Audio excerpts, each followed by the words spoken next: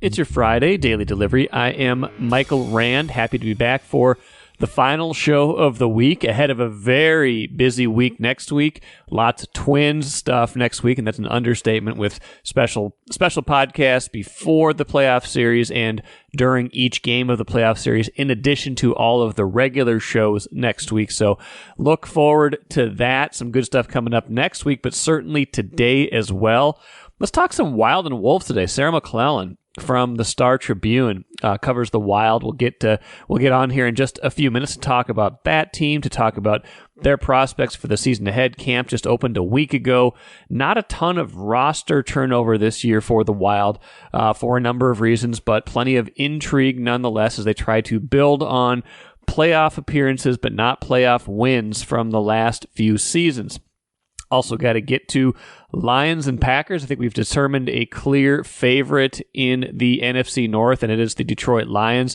That was the narrative going into the year, and it seems to be playing out. They look pretty good in dismantling Green Bay 34-20 last night on Thursday Night Football. We'll get into that a little bit. A Twins note at the end. First, though, what did I miss? Like I said, we're going to talk some Wolves today because they had their media day on Thursday. I was able to get over there for a decent part of it, and 5 things stood out to me while I was over there. First one being Timberwolves president Tim Connelly was asked all sorts of stuff. He was the first one to go, the first one to get asked about kind of everything off-season-wise, expectation-wise. And, sometimes it's hard to pin people down on what their expectations were, but he made a pretty clear statement, at least in the beginning, about what should be kind of the goal that this team needs to achieve to take a step forward this season. Is to be better than last year. We've got to win a playoff series. It's been way too long since we've had success in the postseason. So, I don't think we have a specific win total. I think we'll see more parity in the Western Conference than we've seen in a long time, especially when you don't see a lot of teams that tanking is the wrong term, but I don't think as many teams are as aware of draft status this year than maybe last couple of years. So as long as we're better than we were last year, but let's be honest, we have to have success in the postseason for us to be taken seriously. That's a far cry from Karl-Anthony Towns' proclamation of championship or bust last year after the Rudy Gobert trade. Towns definitely more subdued in this setting. We'll get to that in a minute, but Connelly is laying the groundwork for his expectations, and that is, hey, this is a team we put together thinking that it would be a contender in the West. Now, you got to get breaks, you got to have things come together before you can declare somebody a championship team. And I don't think the Wolves are there yet, but his expectation with the roster they've assembled is that they will be competitive and take that step forward and win a playoff series. I think that's a reasonable goal. I don't know if it's going to be an achieved goal, and I do wonder what happens if they come short of that goal or are coming short of that goal as the regular season goes along. But that is the stated goal right now from Tim Connelly, and I think it is a reasonable one to expect this year, even after last year's relative disappointment. How are they going to get there this year? I got a chance to ask head coach Chris Finch. Kind of, he lamented a little bit in the early part of his news conference on Thursday at Media Day about how this team is still looking for some chemistry, still trying to find its identity. And so my follow up to him was, well, if you look at this team, what is its best identity if you are able to draw that out of them? Here is what he said to that. I think we should be defensively led. We have a lot of individual defenders. Certainly, Rudy, the back line. Offensively, I think we have to be way more mindful of our spacing and figure out how we can best kind of utilize Cat in that way. But we just we need to be kind of a little bit tougher, more 50-50 balls. I don't think we got enough of that last year. Just get a little bit grittier, and play a little bit bigger like a big team should. Pound the glass, both ends. Be a little bit more physical in the paint.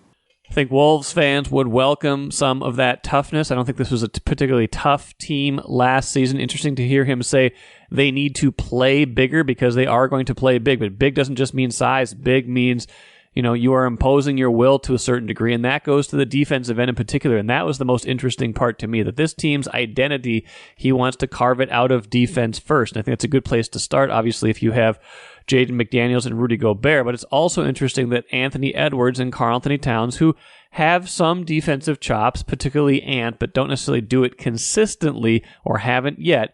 Those are your two kind of highest paid max players, offensive stars, things like that.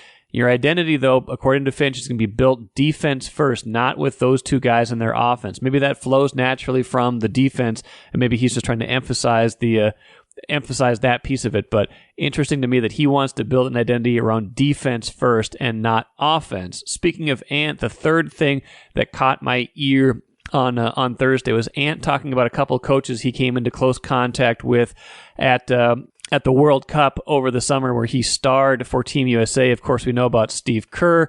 He was the head coach there, and he told an anecdote he's told many times about how Kerr kind of motivated him a few years ago in the pre-draft process to get better, said he wasn't working hard enough, so that's been something he's carried with him all the time. I found his comments about Eric Spoelstra, the Miami Heat coach, even more interesting. He was also part of that staff that he worked with this summer. Here was Ant on Eric Spoelstra and what he learned from Spoelstra over the summer. I get how he gets his team to play hard every night. He comes in when it's his night to do scout. On the USA team, he comes in with a lot of energy. He's getting straight to the point, and he's just a great coach, man. Has great plays. I think the overall theme for Edwards, he talked about it, Connelly talked about it, Finch talked about it, was that they need him to be at a certain level of compete and focus every single night. And I think he brought a lot of energy last year, but there's some nights where he just didn't quite look like he had the juice. And sometimes those were the nights against the teams that weren't the best. And a lot of those times the Timberwolves lost those games last season, probably cost them dearly in the standings. If they're just even a little bit better against the worst 6 teams in the league last year, they're certainly not in the play-in. They might even be a home playoff team. So that piece of it, definitely a part of his growth and his maturation and his learning curve. Number 4, Karl-Anthony Towns. I thought he had a little bit of a down energy, and I don't want to make too much of it, right? Because he spent 10 minutes with the media. Maybe he didn't want to be there, and frankly, I wouldn't want to be there necessarily either if I was, this is kind of this imposed 10 minutes of mandatory interaction with us. But Cat, when he seems like he's in when he's in a place where he's excited, you can tell. Yesterday his energy was pretty low, a lot of short answers to questions. Really the only times he got excited were when he was being asked about the World Cup, the basketball over the summer, playing for the Dominican, playing for his home country, things like that. Not a ton to say about the upcoming season, maybe just kind of keeping expectations to a spot where, they're manageable, but just something to watch for. Maybe it was just one day, maybe it was just 10 minutes, I don't know, but his energy wasn't just me who noticed it. His energy on Thursday seemed to be a little off, wondering what that was about. And again, could just be didn't necessarily want to be there, didn't want to be doing what he was doing in that moment, or maybe he's just having a day. We've all been there, so I don't want to make too much of it, but it was something I observed and other people observed as well. Finally, got the sense from being in the building that the Wolves are very closely monitoring all the TV stuff that is swirling up with Bally Sports, Comcast, all these deals out there. And in fact, after I was there on Thursday, some breaking news from the New York Post saying that Bally Sports, or Diamond Sports, that the parent company, has reached tentative 1-year agreements with both Comcast and DirecTV to keep their carriage on those channels, but that they are proposing, as part of their bankruptcy reorganization, a pay cut to the NBA and NHL teams of up to 20% for their contracts. Now, that would be pretty interesting to see how that played out over the course of a year, or the course of contracts. They've got 14 or 15 NBA teams. They pay them about an average of $40 million. So if you're talking about a 20% reduction, that could be, if they're all getting paid equal, that'd be about $8 million per team. Now, the Post did say the leagues were leaning towards taking that deal, but it sounds like all of this is very short term. The Post quoted an anonymous source saying this is a reorganization that will become a liquidation. So, not sure what the long-term future is. The Wolves do have 3 years left on their Bally's contract, including this season. So where they go from there, I'm not sure. How far they get to that through that contract, if they have to pivot at some point to something else, whether they go to a model, that like the Phoenix Suns or Utah Jazz are kind of going to, with going over more over air TV, giving access to games to more people, but maybe for a less revenue up front, with hopefully capturing more of that revenue stream down the road. I don't know where it's going to wind up, but it does seem like they are at least lurching towards a temporary solution to this, where if I had to guess, if all of this is going to be equal this year, the Wild and Wolves would be on Bally Sports for at least another season, and we'll see where they get to, when all these things are finalized and when we get to 2024 and beyond. Grand Casino would like to take a moment and salute the true football fan. The passion, the hope, the anticipation, that incomparable feeling of winning. Grand Casino would also like to take a moment to remind you that you can find all that anticipation, thrill, and winning at Grand Casino. Grand Casino, let your story begin. It's September, so we must be talking Minnesota Wild. I already talked Minnesota Timberwolves on this show, so we might as well continue with the theme. Sarah McLellan is here with me today, does a great job covering the Wild for the Star Tribune. As much, Sarah, as we like to think about the Wild and the Wolves as winter beats, they're here right now. They're starting. You've been covering camp for a week now. The preseason, like, they start playing preseason games like 17 minutes after camp starts. It's like, just get on the ice, drop the pucks, let's go play. And then the real season opener is only a couple weeks away, right? Like, it's coming up fast, and it always like seems surprising, but then it's always like, well, why are we surprised? It happens the same way every year. Yeah, it's going to be here before we know it. But no, you're right. Camp is a weekish in. The preseason action is underway. It is full on kind of the tune-up mode for the season, and kind of where you'd expect, right? A team to be a week plus in. There's been cuts. The team is, going to get down to its numbers and its group. I think obviously the longer this goes on, and yeah, the prep is underway. We think about this year's roster. I mean, we were talking before we started recording, but there wasn't a whole lot to do necessarily this year, because of some of their internal mechanisms and not having a ton of cap space, and also probably because they probably like a lot of what they have right now, because they've been a playoff team these last few years, and they seem like they've made some strides along the way.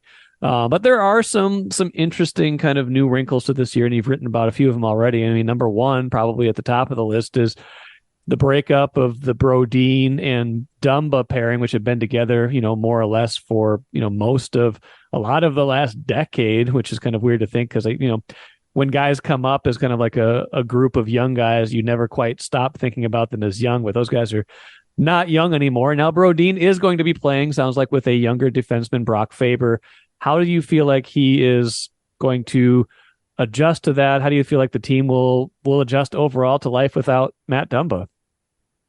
Well, obviously, Brock Faber is in this position because of how well he played last season. And obviously, it was a very small sample size, just a couple games in the regular season. But then for him to play all 6 playoff games against Dallas and not look out of place at all, it's clear that poise and the maturity that he showed in being able to go from college to playing in the Stanley Cup playoffs, it explains why he's getting this opportunity to not only be on this team, but be in the top 6 and be in a prominent role alongside Brodin. Because if you think of Brodin and how effective he is for this team on this blue line, he faces a lot of difficult matchups, and he plays a lot of heavy, rigorous minutes where you're in your own end and you're playing against, the Connor McDavids and the Nathan McKinnons of this league.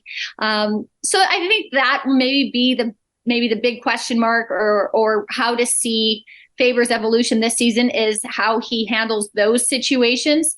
Clearly, the Wild can adjust, especially at home when they have that last change. If they need to get into more of a matchup type situation, maybe you see like a Brodin with a Jared Spurgeon, we can see that potentially happen. But I think right now, looking at the skill set that Brock Faber brings, it makes sense why those two can get this chance to find some chemistry, but handle those assignments. The big thing with Brodin is he defends so well because he skates so well. And that's also been the read on Faber's game. Yeah. How smooth of a skater he is, but also how active and effective his stick is. That's so helpful in dislodging pucks and breaking up plays. And so if you think of that, having an active, effective stick and having the mobility, that really seems like two ingredients that would obviously go hand in hand on a pairing, with Brodin in the type of situations that he'll likely face at 5-on-5 or potentially in a penalty killing role too. So on ice, that makes sense. That's maybe how the Wild will at least try to adapt initially without Matt Dumba. I think, though, we'll obviously have to see, the other aspect that Dumba brought was the leadership and being a voice for this team. And so how does the Wild evolve from that? That's probably something that maybe takes more time. Maybe somebody else fills that void. Maybe it's just more by team. But he definitely had a big presence, on this team, being here for so long. And the way he played too, I think it was a style that brought energy to the team. I think it could lift the team up, motivate. Where do they find that now? Obviously, Marcus Foligno is still an alternate captain. Jared Spurgeon's captain, so it's a lot of the same leadership team. But where does that contribution that Dumba made, does somebody else fulfill that, or is it more of a by committee, maybe leadership group that takes over? I think that's the other part too, and how the team moves on without him. It's not just on ice, but he was obviously a big part of this team off the ice as well. Interesting to think about Faber and just, what did he play? 2 regular season games right after he signed, or after he came here from the Gophers, like straight from the NCAA title game to that, straight from that into the playoffs. And I talked to Bill Guerin at the State Fair. That must have been about a month ago. And it was like, you try to mention to him that maybe they're putting a lot on Faber's plate. And it's like, nope, he can handle it. Like they seem like they're very confident, even in this kind of like small sample size of what we've seen. They must like, their intel must just be like, he's ready. Like they seem to have a lot of confidence in him because they need him, but they also feel like they can trust him.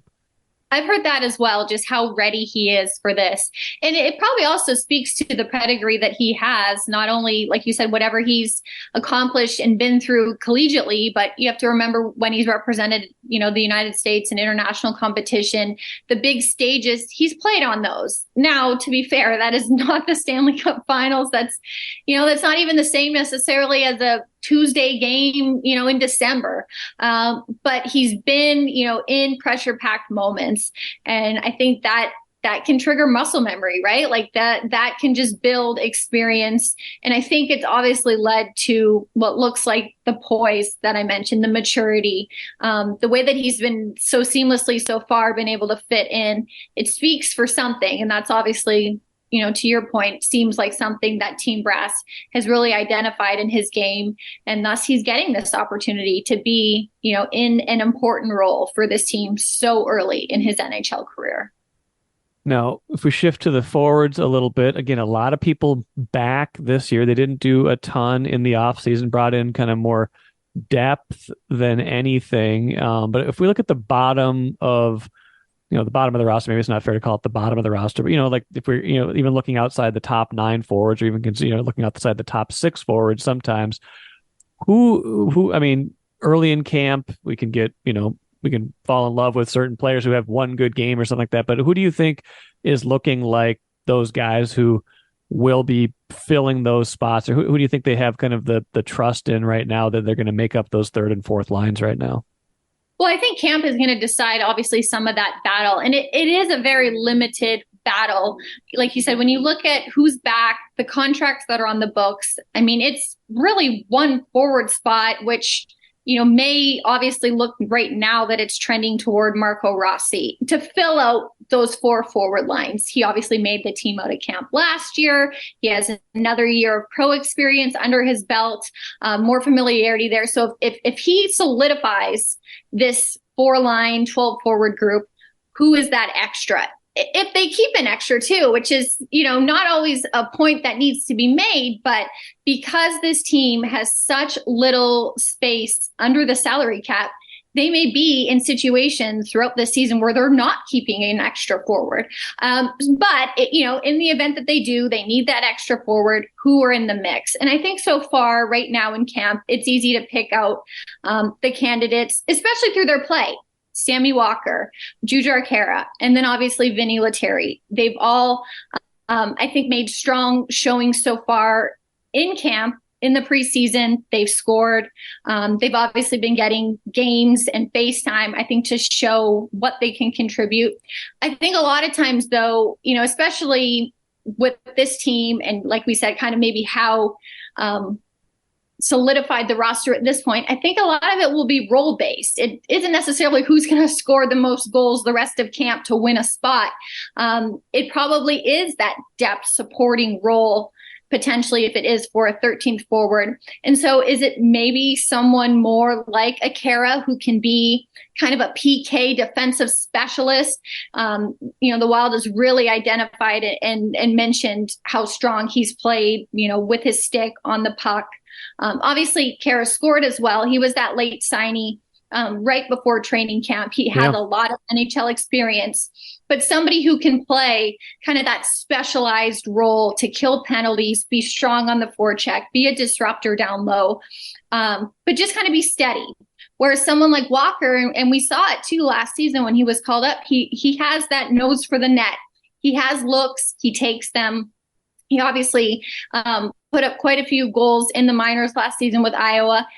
That might be a little different than that fourth line, needing somebody to fill in type role. So I think that's the evaluation that goes on, especially too with call-ups, because it very well could be a situation where this team starts the season with 12 forwards on the roster, maybe 13. But again, I think this is a very good opportunity for the team to see what it has with its depth, when it's going to need to make call-ups, when it's going to maybe need to make replacements into the lineup, and seeing who maybe fits in what role and what they have there. And I think obviously bringing in the likes of Lettieri and Khaira just bolsters that depth and gives them some more options, because they didn't make a lot of changes to this forward group over the summer. They didn't need to. Mostly everybody was signed or re-signed. But just, I think that's what camp will showcase, just maybe where that depth is and how they could best utilize it in the season. And they got to keep Sammy Walker. He's Faber's roommate now, so they got to keep him together. Like, Brock's going to be lost. He was on the podcast like a couple months ago, or he was talking about how they even cook. They started cooking, and he was like very proud of that. Then I was like, well, what are you guys making? He's like, honestly, it's like the same stuff every night. So I'm kind of joking, but there is something to be said for someone who's got that kind of bond. I could see Walker playing at least a role at some point this season, but you're right. It is a lot of it situational, and is that really a fourth line player versus someone who can come in as an injury replacement or something like that if something else happens and they need depth elsewhere. I guess it does come down to kind of maximizing what they already have.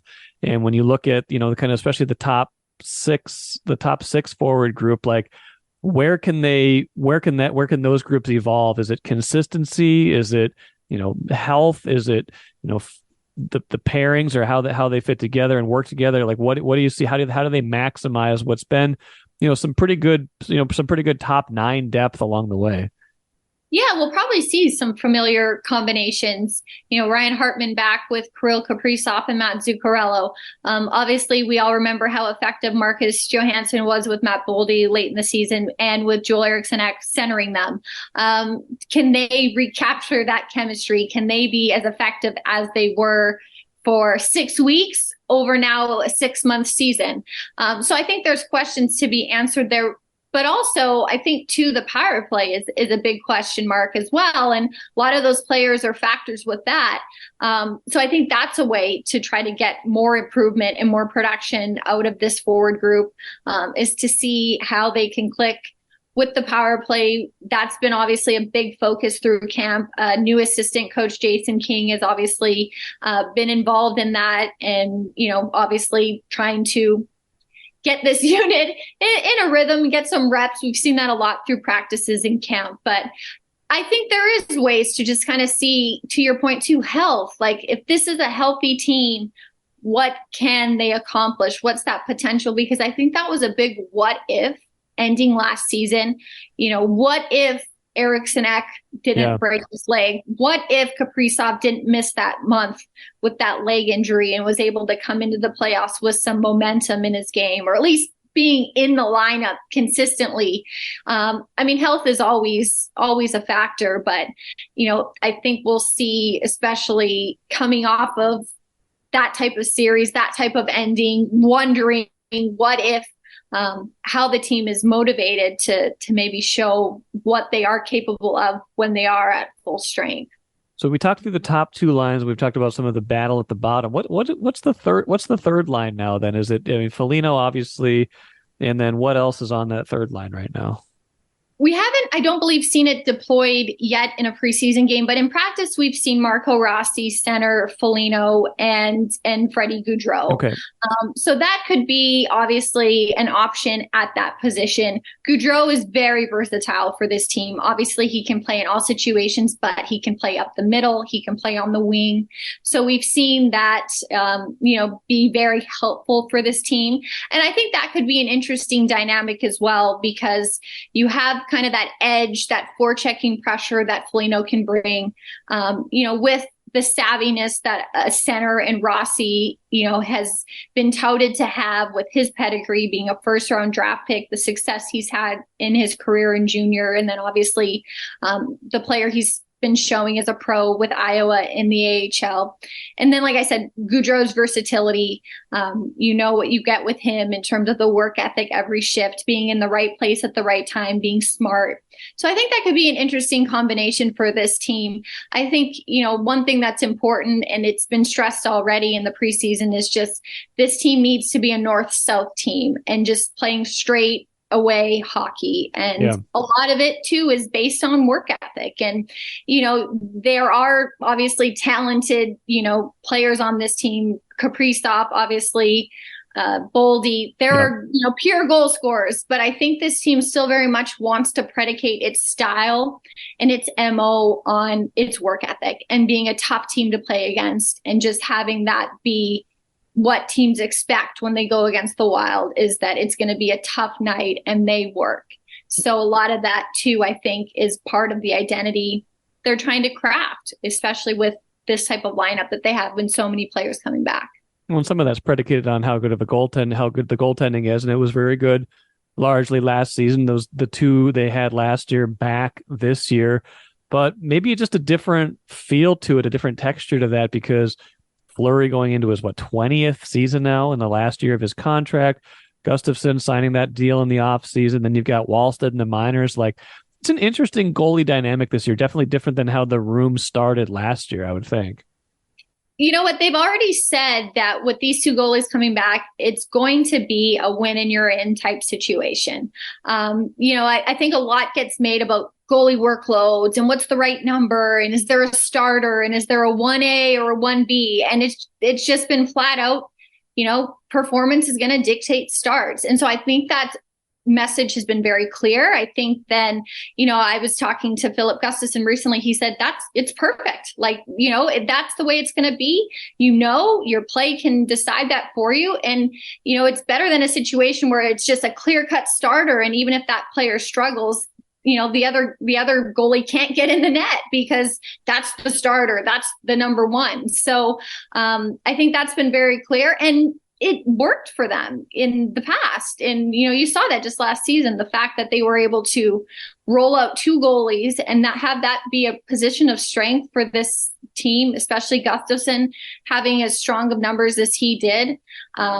I think they've been very clear with their intentions and how they expect to handle that position. And if that can be that steady rock for them, like it was last season, it certainly, sets them up better to have success in front, knowing that is an area, a position that they can just count on and know what they're going to get on a nightly basis. For sure. And they've had that for a lot of years. It's just been kind of a rotating cast of characters as to who supplied that.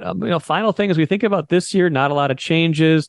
We all know about the Suter Parisi buyouts that really hit last year, this year, and next year. But just kind of looking ahead to future caps, they do have potentially a little bit more space next year. I was kind of surprised to see that, but a lot of that's predicated on, do they keep some of their pending free agents, like Zuccarello's a free agent after this year, Hartman, Foligno, guys like that, and obviously Fleury. Like, does that make this an intriguing year in terms of like how they could approach the trade deadline? How could they approach the offseason if they do decide, hey, we want to pivot a little bit from some of this core, especially as they get kind of towards the back end of the buyout penalty years?